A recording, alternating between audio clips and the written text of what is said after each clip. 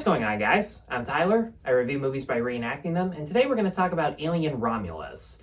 Set between Alien and Aliens, a group of 20-something friends try hijacking an abandoned ship in order to escape their desolate planet, only to discover and become hunted down by brand new xenomorph specimens. The trailer's emphasis on practical sets, prosthetic creature effects for the xenomorphs, and Fede Alvarez being behind the camera actually got me excited. I thought that this could be a return to form for Alien, and the opening prologue that was a clear send up to 2001 in treating the xenomorph like a monolith was really impressive. No dialogue, eerie as hell music, lots of built-up tension and mystery surrounding the company's experiments on the creature.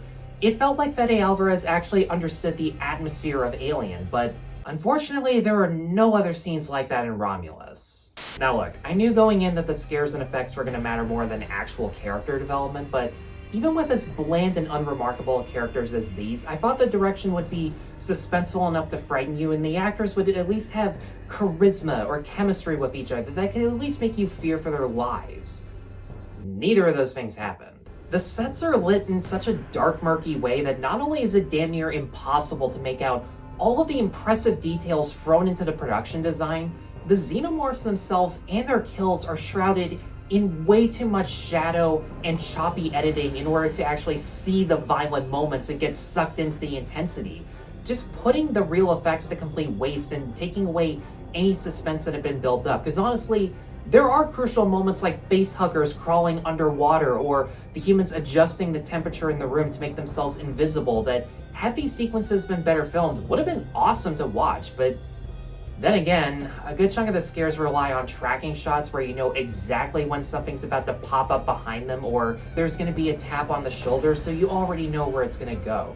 And for all the constant bragging about how practical this movie is, there are two CG effects in this that were laughably bad. One of them is an android where they actually de-aged Ian Holm and CG'd his face onto an actor. Every time his mouth moved, I laughed at how rubbery it was compared to Henry Cavill's upper lip. All the people complaining about Tarkin in Rogue One, they're going to completely regret what they said once they look at this thing's face. And the other was this xenomorph hybrid that looks more like Snoke from Force Awakens. Yeah, the design, behavior, and movement of this creature was almost as lame as anything from Resurrection. I don't know what they were thinking on that. But I will admit, the amount of effort that went into making this film so practical at least had the potential to do something good.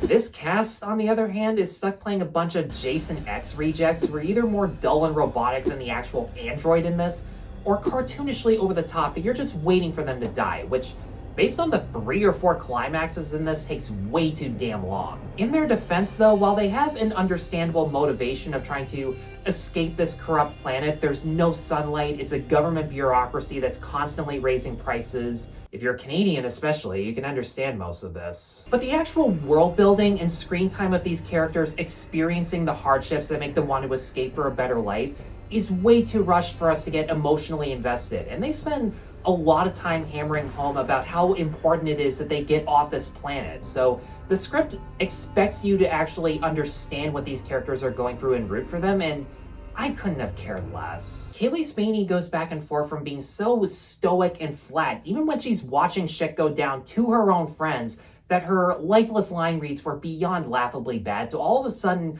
looking like her eyes are constantly about ready to pop out of her skull. Between this and Civil War, I don't get what people see in her as an actress. Aileen Wu has an Alien-free buzz cut, which, you know, that's plenty of character development. Isabela Merced, I guess it's meant to look like the OG Ripley. That's her whole damn purpose in this. I never thought I would say this, but she served the plot to Madam Web more than this. Like, really think about that. Archie Renaux and Spike Fearn especially, on the other hand, even with IMAX surround sound, their accents were so thick that I needed subtitles to understand half of what they were saying, except for when Fearn was being racist towards the robot because exposition backstory about a robot killing his parents, which at least he has a backstory as shoehorned in as it was. I mean, Renaux's main defining personality trait is that he's hinted to be Spaény's ex, and judging by the little chemistry they had, they were exes for a reason. If there was any character in this that had an arc or rapport with the other actors, it's David Jonsson as the android.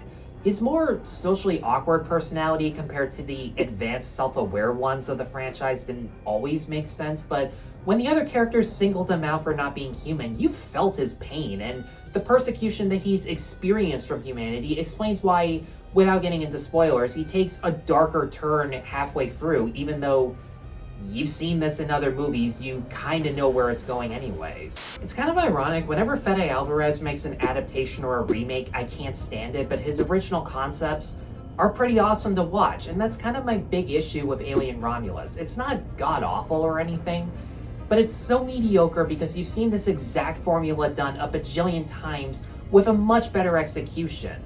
And honestly, movies like Alien 3 or Resurrection, as dumb as they were, they at least took more chances compared to this, which is why they at least stand out and are going to be considerably more memorable than this, even if it's for the wrong reasons. If they had at least hired actors who looked like they gave a shit during this production, or someone who had a unique spin on the Alien franchise, this could have been something special. But as is, it's just run-of-the-mill and pedestrian. So with that, guys, thanks as always for watching. Let me know in the comments below what you think of Alien Romulus. Be sure to stay tuned for more reviews. Be sure to like and subscribe. Check me out on Patreon and buy me a coffee. And I'll see you guys next time. Take care.